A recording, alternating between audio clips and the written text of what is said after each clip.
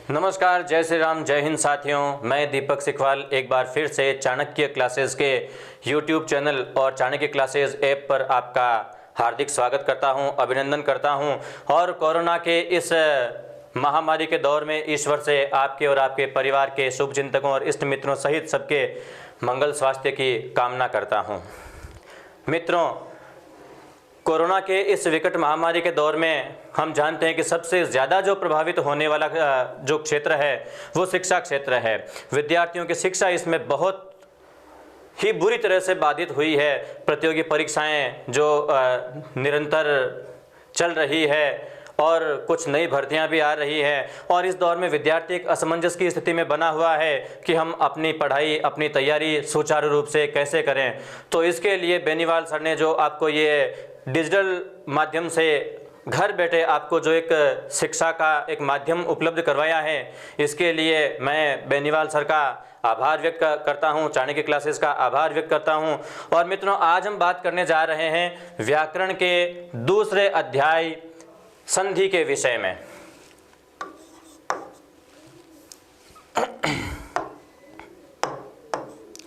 तो मित्रों, आज हम संधि पढ़ने जा रहे हैं। पुस्तकों में, गाइडों में कई बार कुछ इस प्रकार के प्रश्न नहीं आते हैं, उनका समाधान आपको नहीं मिल पाता है जिस प्रकार के प्रश्न आपको परीक्षा के प्रश्न पत्रों में देखने को मिल जाता है। तो मित्रों, हम उन छोटी छोटी बातों का ध्यान रखते हुए हम अपने शिक्षण को यहाँ पर सुचारू रूप से शुरू करने जा रहे हैं। सबसे पहले हम बात करते हैं संधि। तो संधि शब्द क्या है? तो साथियों, संधि का शाब्दिक अर्थ होता है केवल जोड़ना, लेकिन जोड़ने की व्याकरण में दो प्रक्रियाएं होती हैं। जोड़ने की एक प्रक्रिया, जैसा आप जानते हैं, संधि होती है, और दूसरी प्रक्रिया होती है संयोग।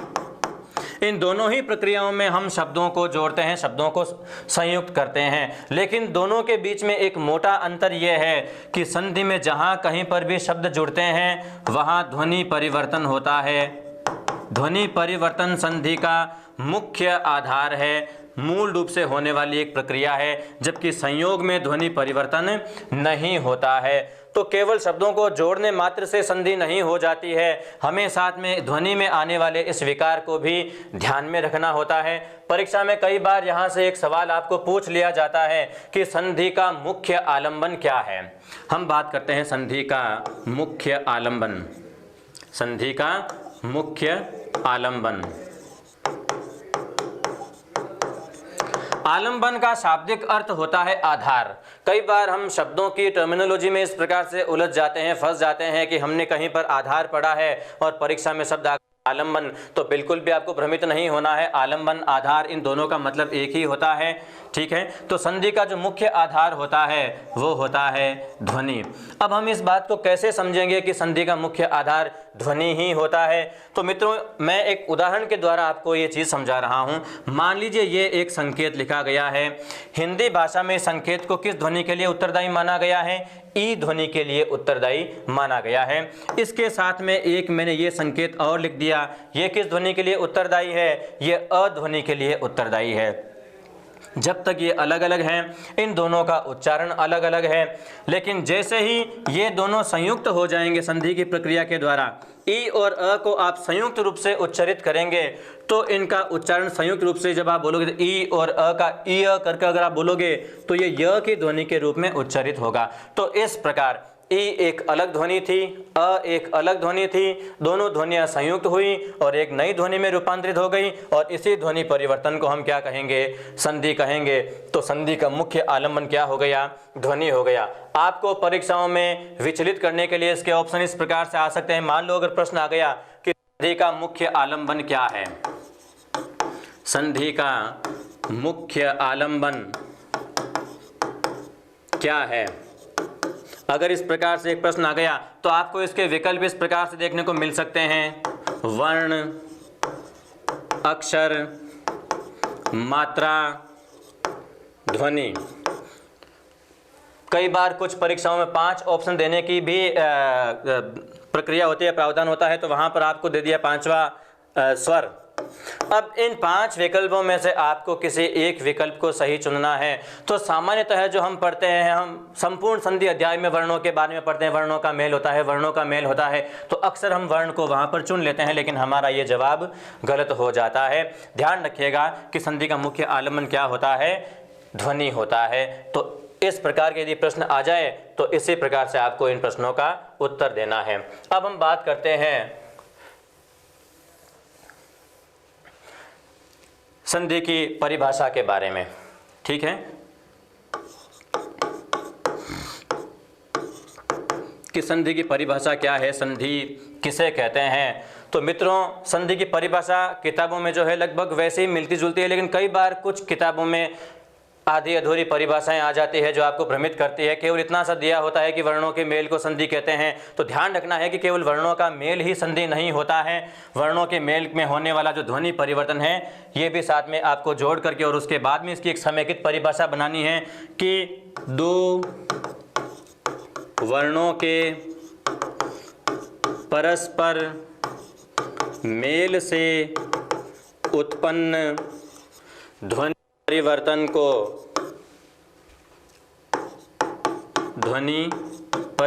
को क्या कहते हैं, संधि कहते हैं। तो इस प्रकार आपको समेकित रूप से संधि की परिभाषा को समझना है, जानना है। ठीक है, 2 वर्णों के परस्पर मेल से उत्पन्न ध्वनि परिवर्तन को क्या कहते हैं, संधि कहते हैं। अब हम बात करते हैं कि संधि किस प्रकार के शब्दों में होती है। तो मित्रों, किताबों में कई बार मैंने देखा है, कुछ भाषाओं में भी इस चीज़ के बारे में बिल्कुल भी जानकारी दी हुई नहीं होती है कि संधि किस प्रकार के शब्दों में होती है।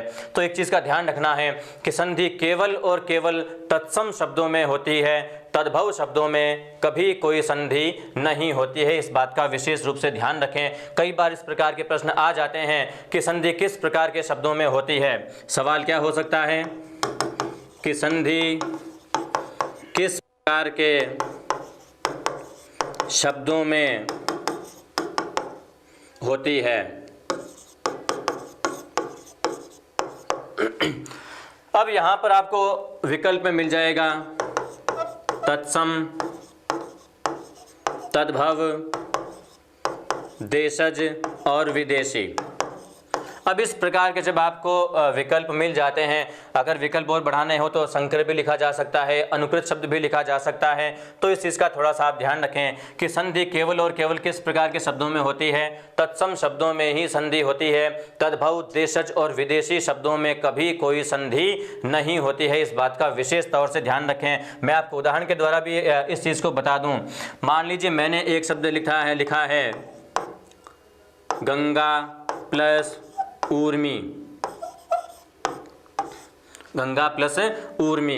अब आप यहाँ पर देखोगे कि गुण संधि के नियमों के अंतर्गत आप इन 2 शब्दों की जब संधि करोगे तो शब्द क्या हो जाएगा, गंगोर्मी। गंगा में स्वर कौन सा है, आ। ऊर्मी में स्वर कौन सा है, ऊ। और आ और ऊ को जोड़ते हैं तो गुण संधि के अनुसार क्या होता है, ओ हो जाता है। शब्द क्या हो जाता है, गंगोर्मी हो जाता है। शब्द क्या हो जाता है, गंगोर्मी।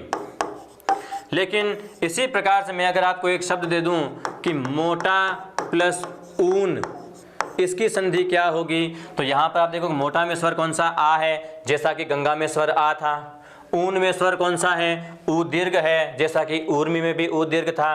तो यहाँ पर गंगा प्लस ऊर्मी में तो हमने जोड़ करके गंगोर्मी शब्द बना दिया, जो कि व्याकरणिक दृष्टि से बिल्कुल सही है, शुद्ध है। लेकिन मोटा प्लस ऊन, इसको यदि हम जोड़ेंगे तो क्या जोड़ करके आ और ऊ का ओ बना करके शब्द मोटोन लिख सकते हैं क्या, नहीं लिख सकते। इसका मतलब यहाँ पर आप देखोगे कि मोटा शब्द भी क्या है, तद्भव शब्द है, ऊन भी क्या है, तद्भव शब्द है, और इस कारण इन 2 तद्भव शब्दों के बीच में संधि नहीं हुई। तो इस बात का आपको विशेष रूप से ध्यान रखना है कि संधि केवल और केवल तत्सम शब्दों में होती है, तद्भव शब्दों में संधि नहीं होती है। चलिए अब हम बात करते हैं, कई बार कुछ प्रश्न इस प्रकार के भी आते हैं जो परिभाषाओं में से उठ करके आते हैं कि संधि के विषय में सत्य कथन क्या है, या संधि के विषय में असत्य कथन क्या है। संधि के पर्टिकुलर किसी एक भेद के बारे में भी इस प्रकार के प्रश्न पूछे जा सकते हैं कि स्वर संधि के विषय में सत्य कथन असत्य कथन क्या है। तो हम आगे वाले जो स्लाइड है इनमें कुछ इन विषयों पर हम चर्चा करेंगे, बात करेंगे। ठीक है, चलिए तो अब हम बात करते हैं आगे के बारे में। तो हम पढ़ेंगे संधि के भेद। मूल रूप से संधि के भेद कितने होते हैं? तो मूल रूप से संधि के भेद 3 होते हैं। कितने भेद होते हैं? 3 भेद। पहला भेद क्या हो जाएगा? स्वर संधि। दूसरा भेद क्या हो जाएगा? व्यंजन संधि। तथा तीसरा भेद क्या हो जाएगा? विसर्ग संधि। विसर्ग संधि। तो इस प्रकार ये संधि के 3 मुख्य भेद होते हैं, स्वर संधि, व्यंजन संधि और विसर्ग संधि। अब हम बात करते हैं सबसे पहले स्वर संधि के विषय में। स्वर संधि कि स्वर संधि किसे कहते हैं, स्वर संधि की परिभाषा क्या है, चलिए तो इसके बारे में हम बात करते हैं। स्वर संधि में केवल स्वरों का मेल होता है। मित्रों यहाँ पर मैं आपको थोड़ी एक चीज़ और बता दूं कि संधि हमेशा 2 शब्दों के बीच में होती है, पूर्व पद और उत्तर पद। जो पद पहले होगा उस पद को आप क्या कहोगे? पूर्व पद। प्रथम पद भी कहा जा सकता है, प्रथम या पूर्व पद। और जो दूसरा पद है इसको आप क्या कहोगे? उत्तर या द्वितीय पद भी कह सकते हो। तो संधि कहाँ होती है? तो प्रथम पद का अंतिम स्वर। प्रथम पद का कौन सा स्वर? अंतिम स्वर। और दूसरे पद का प्रथम स्वर। इन 2 के मध्य क्या होती है? संधि की संपूर्ण प्रक्रिया होती है। यानी जब कभी भी हमें संधि करना हो तो प्रथम पद का हमें अंतिम स्वर देखना है और दूसरे पद का प्रथम स्वर देखना है, और इन्हीं दोनों के बीच में हमें क्या करना है? संधि करनी है। इस चीज का थोड़ा सा आप ध्यान रखिएगा। अब हम बात करते हैं कि सामान्य रूप से हम संधि के लक्षणों का निर्धारण कैसे करें। तो यहां पर मैं आपको एक चीज बता दूं कि संधि के लक्षणों की पहचान करना बहुत ही आसान है, बिल्कुल भी इसमें घबराने की बात नहीं है। अगर मैं बात करूं पूर्व पद की, तो ध्यान रखना कि पूर्व पद का अंतिम पद क्या होना, अंतिम जो स्वर है वो अंतिम वर्ण क्या होना चाहिए? कोई स्वर होना चाहिए। प्रथम पद का अंतिम वर्ण हमेशा क्या होगा? स्वर। और दूसरे पद का जो प्रथम वर्ण है वो भी क्या होगा? स्वर। जब दोनों तरफ 2 स्वर जुड़ते हो तो संधि कौन सी होती है? स्वर संधि होती है। कौन सी संधि होती है? स्वर संधि। जब दोनों तरफ प्रथम पद का अंतिम वर्ण भी स्वर हो और दूसरे पद का प्रथम वर्ण भी स्वर हो तो इन दोनों के मध्य होने वाली संधि कौन सी होती है? स्वर संधि होती है। लेकिन प्रथम पद का अंतिम वर्ण कोई व्यंजन हो, क्या हो? कोई व्यंजन हो, और दूसरे पद का जो प्रथम वर्ण है, प्रथम पद का अंतिम वर्ण व्यंजन और दूसरे पद का प्रथम वर्ण वो कोई स्वर भी हो सकता है और वो कोई व्यंजन भी हो सकता है। तो ध्यान रखिएगा, प्रथम पद का अंतिम क्या आया? व्यंजन आया। तो यहाँ पर संधि कौन सी होगी?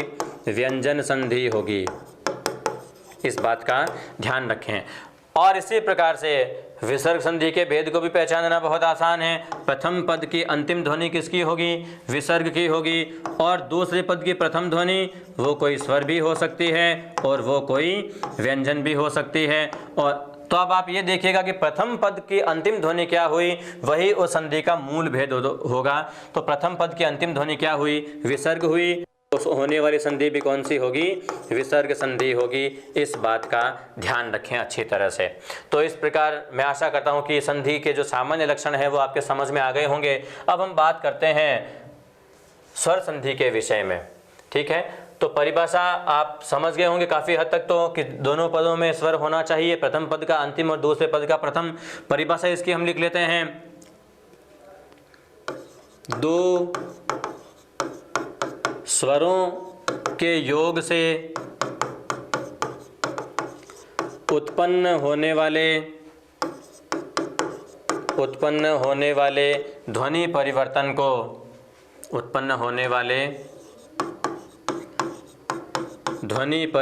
को क्या कहते हैं? स्वर संधि कहते हैं।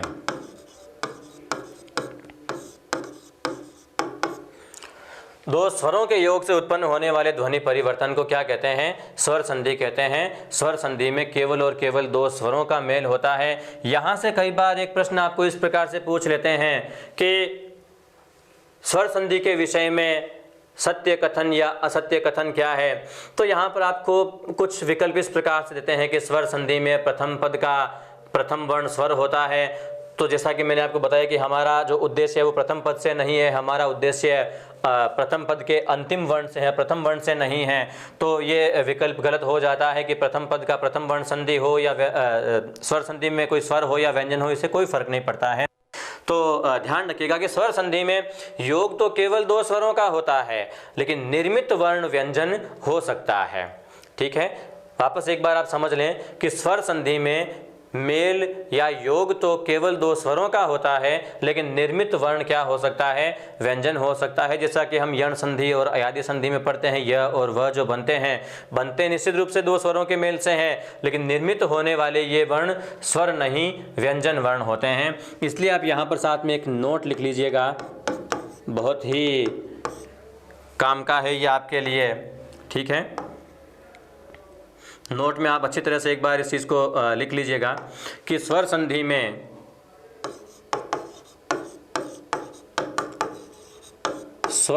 में मेल तो दो स्वरों का होता है, मेल तो दो स्वरों का होता है, किंतु निर्मित वर्ण या निर्मित ध्वनि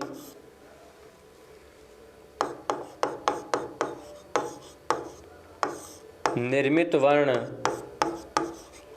व्यंजन हो सकता है। ठीक है, स्वर संधि में योग तो किनका होता है? केवल दो स्वरों का होता है, लेकिन निर्मित होने वाला जो वर्ण है वो क्या हो सकता है? व्यंजन वर्ण हो सकता है। इस चीज़ की प्रबल संभावनाएं होती है, तो ध्यान रखिएगा इस चीज़ का साथ में। ठीक है, नोट कर लीजिएगा इस चीज़ को अच्छी तरह से, आगे उदाहरणों में ये नोट आपके काफ़ी मददगार साबित होगा। अब हम बात करते हैं स्वर संधि के भेदों के बारे में।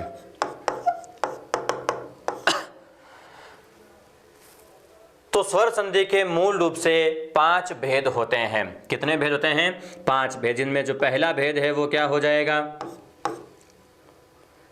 दीर्घ संधि।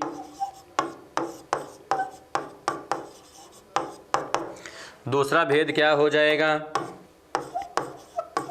गुण संधि। तीसरा भेद क्या हो जाएगा?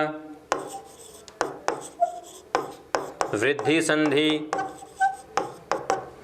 चौथा भेद क्या हो जाएगा? यण संधि। तथा पांचवा और अंतिम भेद क्या हो जाएगा?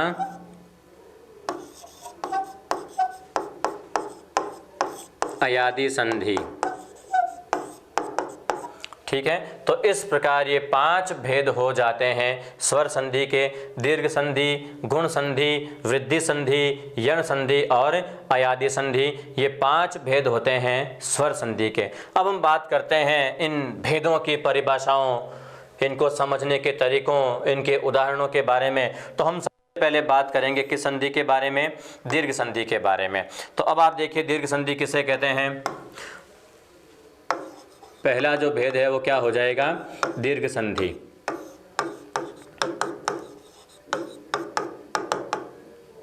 दीर्घ संधि किसे कहते हैं? तो दीर्घ संधि का सामान्य लक्षण क्या होता है कि समान स्वरों के बीच में जो विकार आता है वो क्या होता है? दीर्घ संधि का नियम बनाता है। तो इसकी परिभाषा हम लिख लेते हैं। अब बात ये आती है कि समान स्वर कौन कौन से? तो व्याकरण में इसका निर्धारण किया गया है कि केवल 4 ही जो समान स्वर हैं उन्हीं के योग में ये संधि होगी, 4 स्वरों के योग बीच में ही। और वो कौन कौन से हैं? अ अथवा आ, ई अथवा ई, अ अथवा आ, ई अथवा ई, उ अथवा उ तथा री के बाद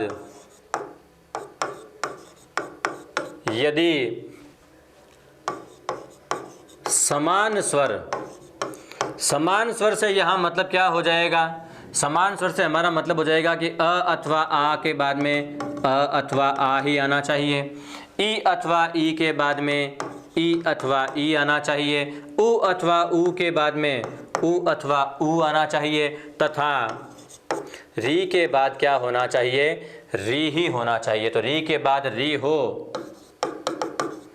तो क्रमशः स्वर दीर्घ।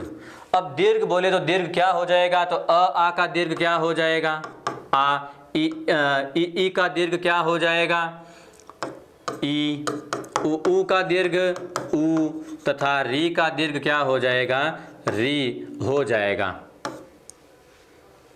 तो इस प्रकार स्वर क्या हो जाते हैं, दीर्घ हो जाते हैं। ठीक है, कि अ अथवा आ के बाद अ अथवा आ होगा तो क्या होगा, आ हो जाएगा। ई अथवा ई के बाद ई अथवा ई होगा तो ई हो जाएगा। उ अथवा उ के बाद में उ अथवा उ होगा तो क्या हो जाएगा, उ दीर्घ हो जाएगा। और इसी प्रकार री के बाद में री होगा तो री क्या हो जाएगा, दीर्घ हो जाएगा। री के दीर्घीकरण के उदाहरण सामान्यतः हिंदी की परीक्षाओं में नहीं पूछे जाते हैं, मगर फिर भी कभी कभार कुछ परीक्षाओं में ऐसा देखने को मिल भी जाता है, इसलिए हमें इसको भी एक बार सम्मिलित कर लेना चाहिए। हालांकि अगर हम भाषा की बात करें तो भाषा में कहीं पर भी दीर्घ री का कोई भी शब्द बना हुआ हमें प्राप्त नहीं होता है। जैसा कि वर्ण विचार अध्याय में मैं पढ़ा चुका हूँ कि इसको हिंदी व्याकरण में क्या कहा गया है, मृत स्वर कहा गया है, वैदिक स्वर कहा गया है। तो लौकिक संस्कृत में और हिंदी दोनों भाषाओं में दीर्घ ऋकार का प्रयोग सामान्यतः नहीं होता है, लेकिन संधि में समान स्वरों की प्रवृत्ति के कारण इस प्रकार के कुछ उदाहरण केवल संधि अध्याय तक ही सीमित है। ठीक है, अब हम बात करते हैं इनके उदाहरणों के बारे में। तो जैसा कि आपने देखा कि अ अथवा आ, ई अथवा ई, उ अथवा उ और री, चार स्वर हैं हमारे पास में, तो चार ही इसके सूत्र बनेंगे। प्रत्येक सूत्र में हम इनमें से एक एक युग्म स्वर को लेते हैं। जो पहला सूत्र है, पहला सूत्र क्या कहता है, पहला सूत्र ये कहता है कि अ अथवा आ के बाद, अ अथवा आ के बाद अ अथवा आ होगा तो क्या हो जाएगा, आ हो जाएगा। इनमें से कोई भी एक स्वर पहले होगा, इनमें से कोई भी एक स्वर बाद में होगा, लेकिन दोनों का परिणाम हमेशा आ यानी दीर्घ स्वर के रूप में ही प्राप्त होगा। हम बात करते हैं सबसे पहले अ के बाद में अ का एक उदाहरण लेकर के, जहां प्रथम पद का अंतिम स्वर क्या होगा, अ होगा, और दूसरे पद का प्रथम स्वर भी क्या होगा, अ होगा। तो ऐसा हम यहाँ पर एक उदाहरण लेते हैं। तो मैंने यहाँ पर एक शब्द लिख दिया है, दिन प्लस अंत। शब्द मैंने क्या लिख दिया है, दिन प्लस अंत, दिन प्लस अंत। अब आप यहाँ पर देखते हो कि दिन के न में अंतिम स्वर कौन सा है, दिन के न में अंतिम स्वर अ है, और इसी प्रकार अंत का प्रथम स्वर क्या है, अंत का प्रथम स्वर भी आ है। अब हमें इन दोनों की संधि करनी है, तो अ प्लस अ जुड़कर क्या हो जाएगा, नियम के अनुसार अ प्लस अ जुड़कर क्या हो जाएगा, आ हो जाएगा। जब हम को जोड़ेंगे तो जो आ की मात्रा होगी वो व्यंजन वर्णों के साथ में लगती है, तो इसी अंतिम व्यंजन न के साथ में हम आ की मात्रा लगा करके शब्द क्या बना देंगे, दिनांत शब्द बना देंगे। तो दिन प्लस अंत का दीर्घ संधि में रूप क्या हो जाएगा, दिनांत रूप हो जाएगा। इसी प्रकार से अब हम बात करते हैं कि अ के बाद में अगर आ हो जाए तो क्या हो जाएगा। तो ऐसा हम एक उदाहरण लेते हैं जहाँ पर प्रथम शब्द का अंतिम स्वर क्या होना चाहिए, अ होना चाहिए, और दूसरे शब्द का प्रथम स्वर क्या होना चाहिए, आ होना चाहिए। मैंने एक शब्द यहाँ पर लिख दिया है, देव प्लस आराधना। अब आप यहाँ पर देखिए कि देव में अंतिम स्वर क्या है, व में अ, और इसी प्रकार आराधना में प्रथम स्वर क्या है, आ। जैसा कि सूत्र में आपको दर्शाया गया है कि अ के बाद में आ होगा तो भी स्वर क्या होगा, दीर्घ आ ही होगा। तो अ प्लस आ जुड़कर इनका दीर्घ रूपांतरण क्या हो जाएगा, आ हो जाएगा। तो देव प्लस आराधना की जब हम संधि करेंगे तो शब्द क्या हो जाएगा, देवाराधना। ठीक है। तो जो आ रूपांतरित स्वर है उसकी मात्रा व व्यंजन के साथ में हो जाएगा योग, और इस प्रकार शब्द क्या प्राप्त हो जाएगा, देवाराधना शब्द प्राप्त हो जाएगा। इसी प्रकार हम और कुछ उदाहरणों की बात करते हैं। जैसे कि हम बात करते हैं आ के बाद में अ हो जाए तो क्या हो जाएगा, तो आप देखिएगा प्रथम पद का अंतिम स्वर हमें क्या चाहिए, आ, तो मैंने शब्द यहाँ पर लिख दिया है निशा, और दूसरे शब्द का प्रथम स्वर हमें क्या चाहिए, अ चाहिए, तो मैंने यहाँ लिख दिया है अंत। अब आप देखिए कि निशा का अंतिम स्वर क्या है, आ, और इसी प्रकार अंत का प्रथम स्वर क्या है, अ, और इन दोनों के बीच में संधि होगी तो क्या हो जाएगा, आ प्लस अ जुड़कर क्या हो जाएगा, आ ही हो जाएगा। तो निशा प्लस अंत को जब जोड़ेंगे तो शब्द क्या हो जाएगा, निशांत शब्द हो जाएगा, निशा अंत, निशांत। ठीक है। अब इसी प्रकार हम बात करते हैं कि आ के बाद में आ हो जाए, तो ऐसा मैंने एक शब्द लिख दिया है, इसी शब्द का दूसरा रूप ले लेते हैं, निशा प्लस आरंभ, निशा प्लस आरंभ। तो यहाँ पर आप देखिए निशा में स्वर कौन सा है, आ स्वर है, और इसी प्रकार आरंभ में स्वर कौन सा है, आ है, और इन दोनों के मध्य संधि होगी तो क्या होगा, आ हो जाएगा। तो इस प्रकार निशा प्लस आरंभ को जोड़कर हम शब्द क्या बना देंगे, निशारंभ शब्द बना देंगे। ठीक है। अब इसी प्रकार हम यहाँ पर कुछ और उदाहरण आपके अभ्यास के लिए ले लेते हैं, जिन पर आप अभ्यास करें अच्छी तरह से। किसी प्रकार की कोई समस्या आ जाए तो निश्चित रूप से आप कमेंट सेक्शन में अपनी समस्या को ज़रूर बता दें, हम निश्चित रूप से आपकी समस्या का समाधान देंगे, हम प्रतिबद्ध हैं इस कार्य के लिए। ठीक है। तो अब हम बात करते हैं इसके कुछ अन्य उदाहरणों के बाद। ठीक है। तो आप ध्यान दीजिएगा, उदाहरणों को सॉल्व करने का पूरा अभ्यास कीजिएगा। मैंने यहाँ पर एक शब्द लिख दिया है अभय प्लस अरण्य,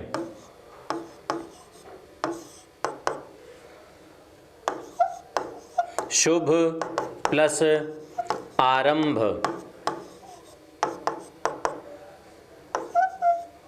कार्य प्लस अवसान,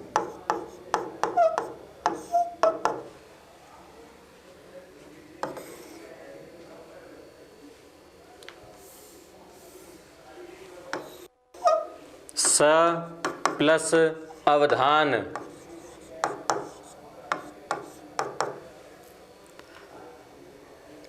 ठीक है। तो इस प्रकार के कुछ और उदाहरण हैं। उदाहरण इसके बहुत सारे उदाहरण हैं, उदाहरणों को किसी भी सीमा तक लिखा जा सकता है। लिख लीजिए कुछ और उदाहरण, और शिव प्लस अच्युत, गंगा प्लस अवतरण,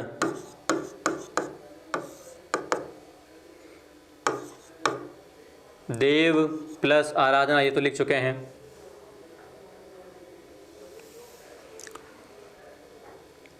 ठीक है। और आप लिख लीजिएगा इसमें उदाहरण,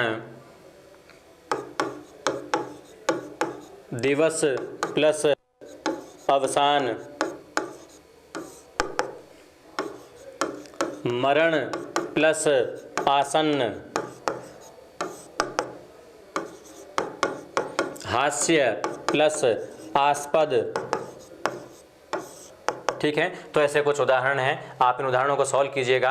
अभय प्लस अरण्य का क्या हो जाएगा, मैं आपको यहाँ पर इनका उत्तर बता देता हूँ। आपने जो उत्तर लिखा है आप उनसे एक बार जांच कर लें, किसी प्रकार की त्रुटि हो तो उसका सुधार कर लें। अभय प्लस अरण्य, यहाँ पर आप देखोगे कि अभय के य में अंतिम स्वर अ है, अरण्य का प्रथम स्वर अ है, और अ प्लस अ जुड़कर क्या हो जाएगा, आ हो जाएगा। तो अभय प्लस अरण्य का संयुक्त रूप क्या हो जाएगा, अभयारण्य। क्या रूप हो जाएगा, अभयारण्य। इसी प्रकार शुभ प्लस आरंभ में शुभ में अ है, आरंभ में आ है, और दोनों का योग क्या हो जाएगा, शुभारंभ, शुभारंभ। इसी प्रकार कार्य प्लस अवसान, कार्य में य का अंतिम स्वर अ है, अवसान का प्रथम स्वर अ है, अ प्लस अ जुड़कर भी क्या हो जाएगा, आ हो जाएगा। शब्द क्या हो जाएगा, कार्यावसान। इसी प्रकार स प्लस अवधान, इसका संयुक्त रूप क्या हो जाएगा, मैं यहाँ नीचे लिख रहा हूँ, ध्यान दे लें, सावधान। ठीक है, इसी प्रकार शिव प्लस अच्युत, अच्युत शब्द जो है वो विष्णु का पर्यायवाची शब्द है। यदि आपने पर्यायवाची शब्दों को कभी ढंग से पढ़ा हो, ध्यान से पढ़ा हो, तो आपको ये शब्द निश्चित रूप से वहाँ पर मिल जाएगा। तो दोनों शब्दों को जोड़ेंगे तो शिव में अ और अच्युत का अ दोनों शब्द जुड़कर क्या हो जाएगा, आ हो जाएगा। तो शब्द क्या हो जाएगा, शिवाच्युत।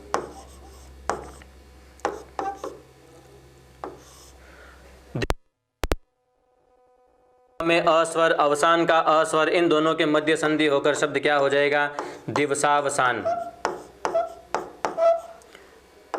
दिवसावसान। इसी प्रकार मरण प्लस आसन्न का क्या हो जाएगा, मरणासन्न। और हास्य प्लस आस्पद का क्या हो जाएगा, हास्यास्पद, हास्यास्पद। तो इस प्रकार से ये शब्द हैं दीर्घ संधि के।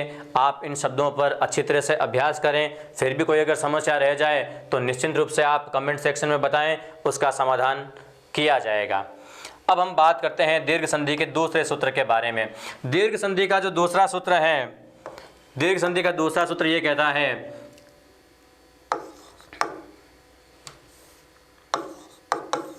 कि ई अथवा ई के बाद, ई अथवा ई हो तो क्या हो जाएगा, ई दीर्घ हो जाएगा। ठीक है, ई अथवा ई के बाद ई अथवा ई हो तो स्वर क्या हो जाएगा, दीर्घ हो जाएगा। जैसा कि मैं आपको शुरू में बता चुका हूँ कि स्वर जो होते हैं ह्रस्व दीर्घ के युग्म में आते हैं और युग्म स्वर हमेशा समान होते हैं, समोच्चारित होते हैं। अब हम बात करते हैं इनके उदाहरणों की। सबसे पहले हम छोटे ई के बाद में छोटे ई यानी कि व्याकरणिक शैली में हम इनको ह्रस्व ई कहेंगे। तो ई के बाद में ई लेकर हम क्या बनाते हैं, दीर्घ ई बनाते हैं। तो इसका एक उदाहरण क्या हो जाएगा,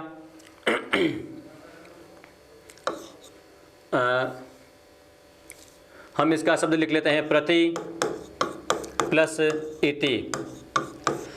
यहाँ पर आप देखेंगे कि प्रति के जो त में अंतिम स्वर है वो क्या है, ई है, और इति का प्रथम स्वर क्या है, ई है। और इन दोनों के जब हम संधि करेंगे तो क्या हो जाएगा, ई दीर्घ हो जाएगा। और दीर्घ हो जाएगा तो जहाँ पर त में छोटी ई की मात्रा है वहाँ पर बड़ी ई की मात्रा का योग होकर शब्द क्या बन जाएगा, प्रतीति। शब्द क्या हो जाएगा, प्रतीति। यहाँ पर आप देखिएगा कि प्रति में ह्रस्व ई यानी छोटा ई है और इति में भी ई ह्रस्व यानी छोटा ई है, और इन दोनों के योग से क्या हुआ, दीर्घ होकर के शब्द प्रति प्लस इति का संधि रूप क्या बन गया, प्रतीति। अब हम बात करते हैं कि ई के साथ में ई दीर्घ हो जाए तो क्या हो जाएगा। तो इसके लिए मैंने एक शब्द लिख दिया है, अभी प्लस ईप्सा, अभी प्लस ईप्सा। अब आप यहाँ पर देखेंगे कि अभी में तो स्वर क्या है, छोटा ई है, ह्रस्व ई है, लेकिन ईप्सा में ई कैसा है, दीर्घ है। और इन दोनों की भी संधि होगी तो स्वर क्या होगा, ई दीर्घ हो जाएगा। और उसकी मात्रा जहाँ अभी में ई की मात्रा छोटी है वो मात्रा बड़ी होकर के शब्द क्या बन जाएगा, अभीप्सा। मित्रों, वर्ण विचार अध्याय में वैसे हम इन स्वरों के उच्चारण का अभ्यास अच्छी तरह से कर चुके हैं। अगर किसी प्रकार की कोई समस्या आए तो उस अध्याय को, वर्ण विचार को एक बार फिर से देख लीजिएगा, उसमें भी उच्चारणों को अच्छी तरह से एक बार देख लीजिएगा ताकि आप स्वरों का उच्चारण गलत न करें, क्योंकि संधि विषय मूल रूप से उच्चारण का विषय है। अगर आपके उच्चारण में कोई गलती रह गई, कोई त्रुटि रह गई तो निश्चित रूप से आपके लेखन में भी वो त्रुटि कहीं न कहीं आ ही जाएगी। इसलिए उच्चारण को शुद्ध रखें, जितना हो सके सही रखें, उसी से आपके संधि में एक्यूरेसी आएगी अच्छी तरह से। अब हम बात करते हैं दूसरे उदाहरणों के बारे में। तो अगला ये कहता है कि दीर्घ ई के बाद में ह्रस्व ई हो तो भी क्या हो जाएगा, ई दीर्घ हो जाएगा। अब हमें प्रथम पद का अंतिम स्वर क्या चाहिए, ई बड़ा चाहिए, और दूसरे पद का प्रथम स्वर क्या चाहिए, ई छोटा चाहिए। तो मैंने यहाँ पर एक शब्द लिख दिया है, शची प्लस इंद्र। यहाँ पर आप देख सकते हैं कि शची में जो ई है वो ई कैसा है, दीर्घ ई है, और इंद्र में जो ई है वो ई कैसा है, ह्रस्व है। और इन दोनों के मध्य संधि होगी तो स्वर क्या बनेगा, दीर्घ संधि की प्रवृत्ति के अनुसार स्वर दीर्घ ई ही बनेगा। और इन दोनों शब्दों को जब हम जोड़ेंगे तो शब्द क्या हो जाएगा? सचिंद्र शब्द हो जाएगा। सची में ई की मात्रा बड़ी है, इंद्र में ई की मात्रा छोटी है, और बड़ा और छोटा स्वर जुड़कर के भी स्वर क्या हो जाएगा? बड़ा ही हो जाएगा। और सची प्लस इंद्र का संधि रूप क्या हो जाएगा? सचिंद्र हो जाएगा। अब हम बात करते हैं दीर्घ ई के बाद में दीर्घ ई आए तो क्या हो जाएगा? उसका रूप भी दीर्घ ही होगा। जैसे कि मैंने यहाँ पर एक शब्द लिख दिया है सती प्लस ईश। मित्रों, आप देख रहे हैं कि सती में ई कैसा है? दीर्घ है। और ईश में भी ई कैसा है? दीर्घ है। दोनों को जोड़ेंगे तो भी स्वर क्या रहेगा? दीर्घ ही रहेगा। तो इस प्रकार सती प्लस ईश को जोड़ेंगे तो शब्द क्या हो जाएगा? सतीश।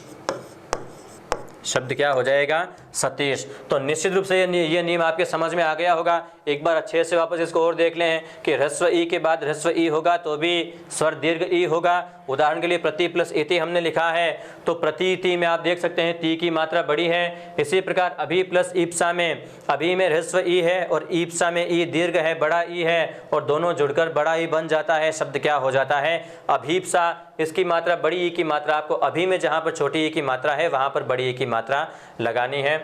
इसी प्रकार सची प्लस इंद्र में आप देख रहे हैं कि सची में ई दीर्घ है और इंद्र में ई ह्रस्व है, और दोनों शब्दों की जब संधि करते हैं तो ई दीर्घ हो जाता है और सचिंद्र शब्द होता है। सची में जो ई है वो ई बड़ा ही होता है, और ये जो छोटा ई है इसी का योग इसमें मान करके यथावत इस शब्द को लिख दिया जाता है। इसी प्रकार आप देखेंगे सती प्लस ईश में दोनों तरफ ई बड़े हैं तो बड़े ई बनकर के भी अपनी मूल स्थिति यानी दीर्घ ई में ही रहेंगे, और इस प्रकार शब्द क्या हो जाएगा? सतीश शब्द हो जाएगा। आगे हम इसके कुछ और उदाहरण लिखेंगे। इसी सूत्र के उन उदाहरणों पर आप अभ्यास करें। ठीक है, हम बात करते हैं इसके कुछ और उदाहरणों के बारे में। तो मैंने यहाँ पर एक शब्द लिख दिया है फणी प्लस इंद्र, अति प्लस इत, प्रति प्लस ईक्षा, सुधि प्लस इंद्र,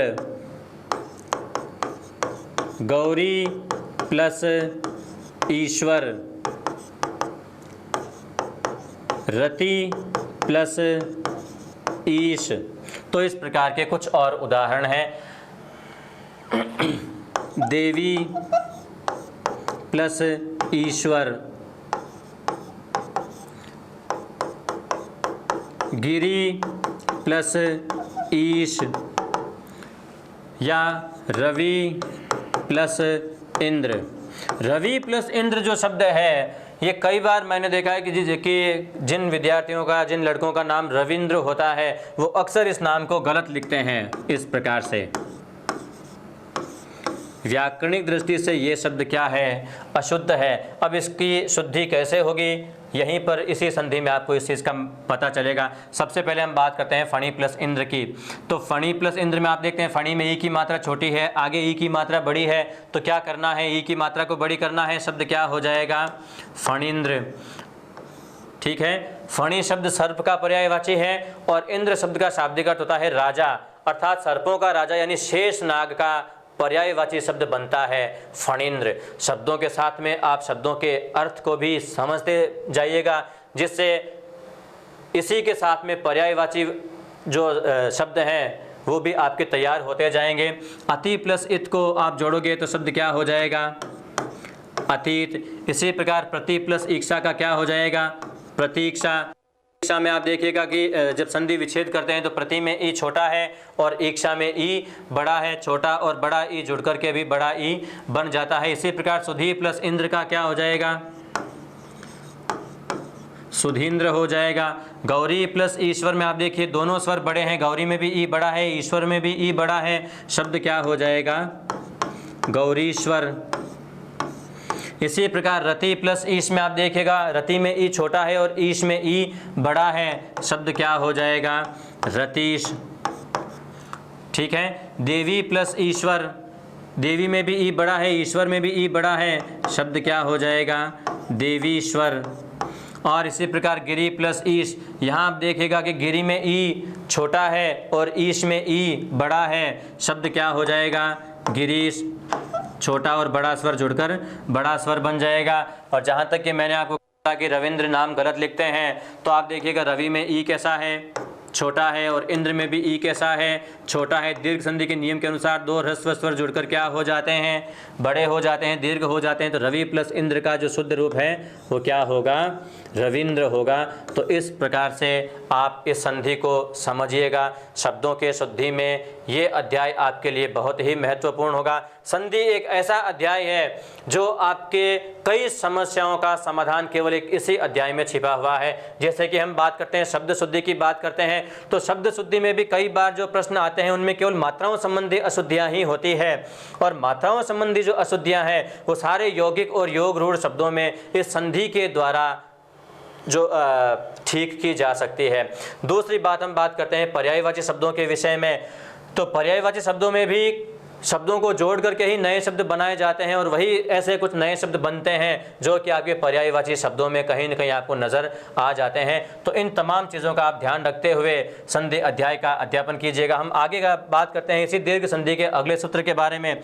तो दीर्घ संधि का जो अगला सूत्र है, तीसरा सूत्र, यह सूत्र ये कहता है कि उ अथवा उ के बाद में उ अथवा उ होगा तो उ क्या हो जाएगा, दीर्घ हो जाएगा।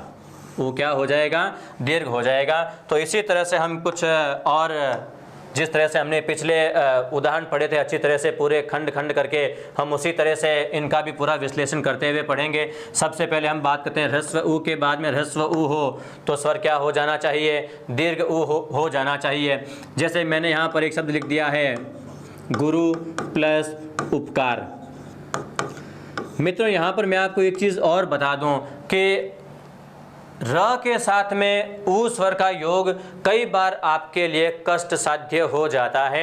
हम इसका निराकरण यहाँ पर करेंगे कि जहाँ पर र के साथ में ह्रस्व उ जो की मात्रा लगाई जाती है, ह्रस्व उ जोड़ा जाता है, वहाँ पर आप देखते हैं कि र के साथ में इस मात्रा को कुछ इस प्रकार से लगाते हैं जिसमें गांठ नहीं होती है और मात्रा हल्की सी नीचे की तरफ मुड़ी हुई होती है। लेकिन यदि इसी र के साथ में आप दीर्घ उ की मात्रा लगाते हैं तो इस र के साथ में जो मात्रा लगेगी उसमें गांठ भी होगी और मात्रा अपेक्षाकृत सीधी होगी। तो ये बहुत ही एक माइनर सा अंतर है ह्रस्व और दीर्घ रू के बारे में, रू और रू के बारे में।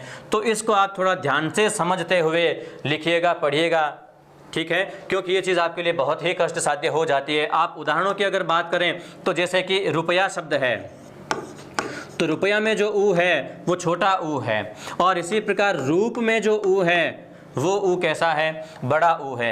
इसी प्रकार रुग्ण में जो ऊ है वो ऊ कैसा है, ऊ छोटा है, और इसी प्रकार रूख में जो ऊ है वो ऊ कैसा है, बड़ा है।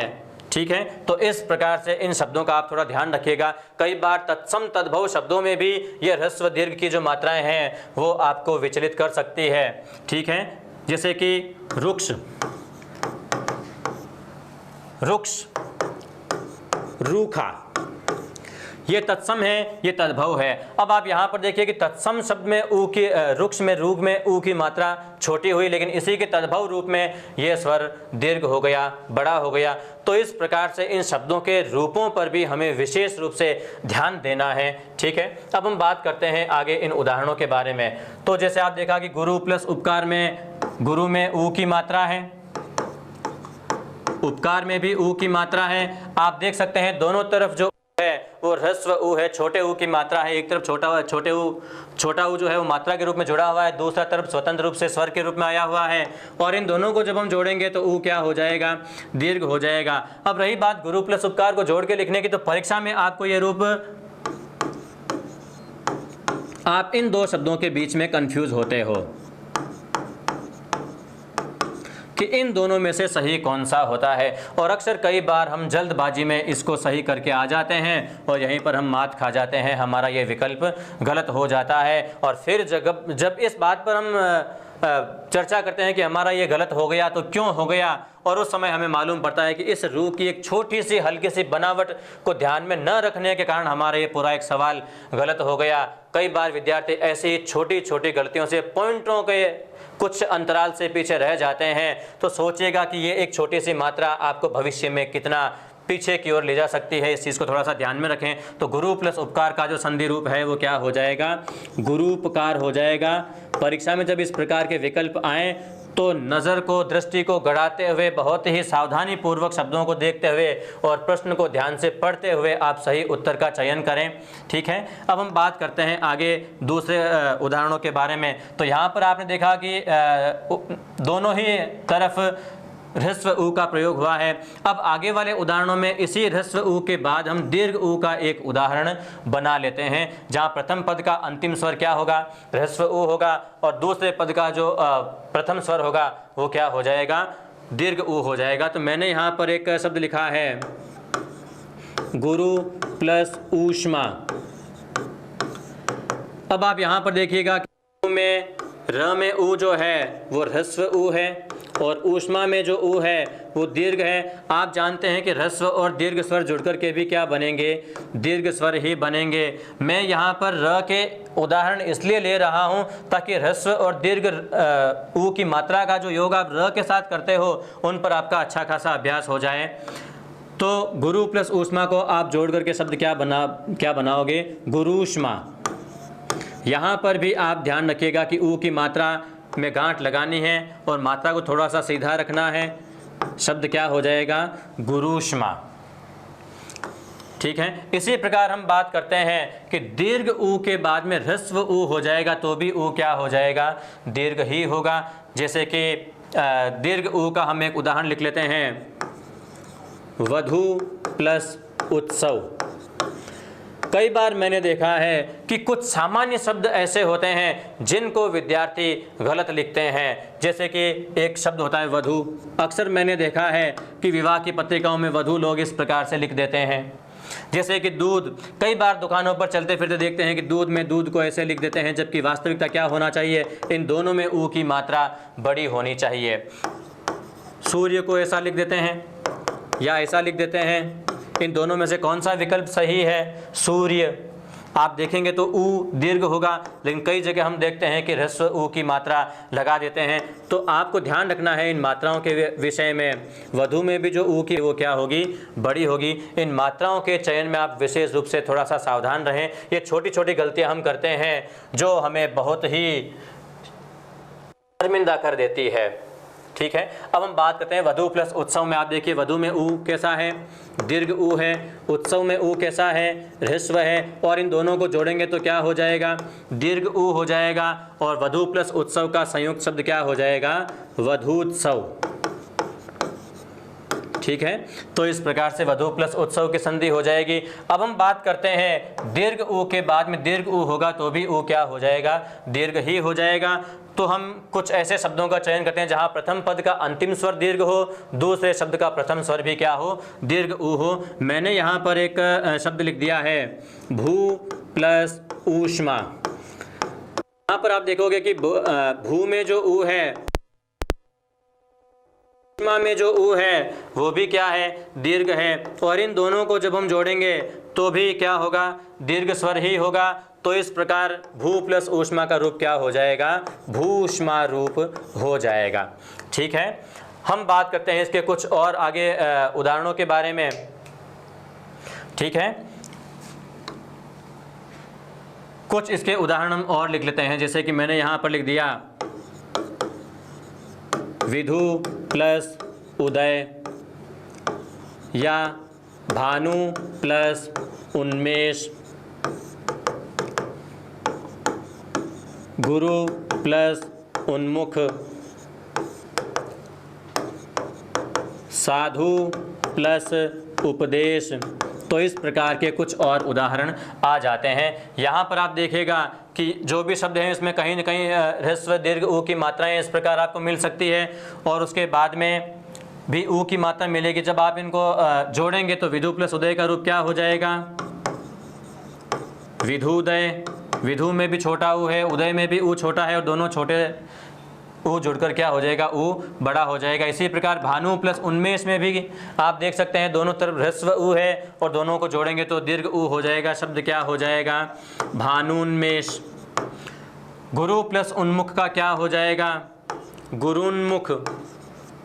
मात्रा पर आप थोड़ा सा ध्यान दीजिएगा।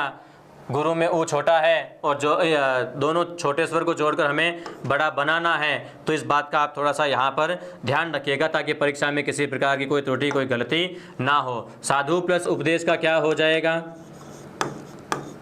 साधुपदेश। ठीक है, तो इस प्रकार दीर्घ संधि का जो तीसरा सूत्र है वो पूरा हुआ। चौथा सूत्र जो है बहुत ही छोटा है, बहुत ही संक्षिप्त है और बहुत ही संक्षेप में हम इसको पढ़ लेते हैं, क्योंकि उससे जुड़े हुए सवाल परीक्षाओं में बहुत ही कम पूछे जाते हैं। मगर फिर भी कम पूछे जाते हैं ये जानकर हम किसी भी चीज़ से अनभिज्ञ, अनजान नहीं रह सकते। इस चीज़ के लिए हमें थोड़ा सा इसको भी पढ़ लेना चाहिए।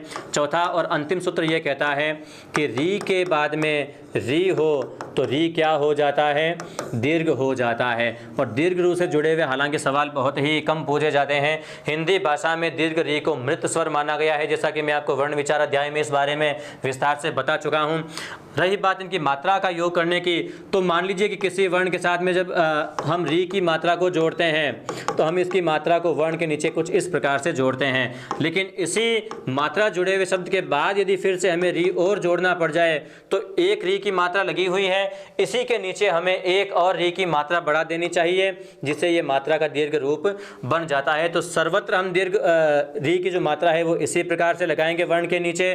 दीर्घ री को भी जो लिखते हैं ह्रस्व री को हम ऐसे लिखते हैं, जहाँ पर आप यहाँ देख सकते हैं नीचे का जो ये राउंड है केवल एक होता है, जबकि दीर्घ रूप में नीचे के ये जो राउंड है ये दो होते हैं, डबल मात्राएं लगी हुई होती है। कुछ गिने चुने इसके उदाहरण होते हैं, 2-3 उदाहरण हैं, आप उनको एक बार देख लें ताकि परीक्षा में होने वाली त्रुटि से बच जाएं। मान लीजिए एक शब्द आ गया पितृ प्लस ऋण। आप देख रहे हैं पितृ में स्वर कौन सा है? री, और ऋण में भी स्वर कौन सा है? री, और दोनों री को जोड़ करके आपको क्या बनाना है? दीर्घ री बनाना है। और दोनों शब्दों को जोड़कर क्या लिखना है? पितृण। यानी त के साथ में जो री की मात्रा है वो दो मात्राएं आ जाएगी, एक मात्रा जो मूल त के साथ लगी हुई है और दूसरी मात्रा जो दूसरा री बाद में आया है, इसी की मात्रा को हमें बढ़ा करके इसके साथ में लिख देना है। इसी प्रकार एक शब्द आ गया धात्री प्लस ऋजु, शब्द आ गया ज्ञात्री प्लस ऋचा। ऋचा किसे कहते हैं? वैदिक सूक्त या वैदिक छंद जो होते हैं, जो वैदिक मंत्र होते हैं, उन वैदिक मंत्रों को कहा जाता है ऋचा। ऋजु शब्द का अर्थ क्या होता है? ऋजु शब्द का अर्थ होता है सरल। कई बार ऐसे विलोम शब्दों में आपको पूछ लेते हैं कि ऋजु शब्द का विलोम शब्द क्या है, तो ऋजु का विलोम शब्द होता है वक्र। क्या होता है? वक्र। वक्र का विलोम क्या हो जाएगा? ऋजु। ठीक है, तो इस चीज़ का थोड़ा सा ध्यान रखना है। तो इन शब्दों को जोड़ करके हम लिख लेते हैं कि धात्री प्लस ऋजु को जोड़ेंगे तो क्या हो जाएगा? धात्रिजु। ज्ञात्र प्लस ऋचा को जोड़ेंगे तो क्या हो जाएगा? ज्ञात्रिचा। तो इस प्रकार आज हमने दीर्घ संधि के विषय में पढ़ा है। आशा करता हूँ ये अध्याय आपके अच्छी तरह से समझ में आया होगा।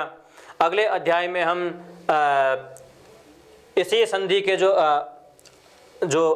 अगली संधि है गुण संधि, हम उसके बारे में चर्चा करेंगे। इंतज़ार कीजिएगा अगले वीडियो का। धन्यवाद।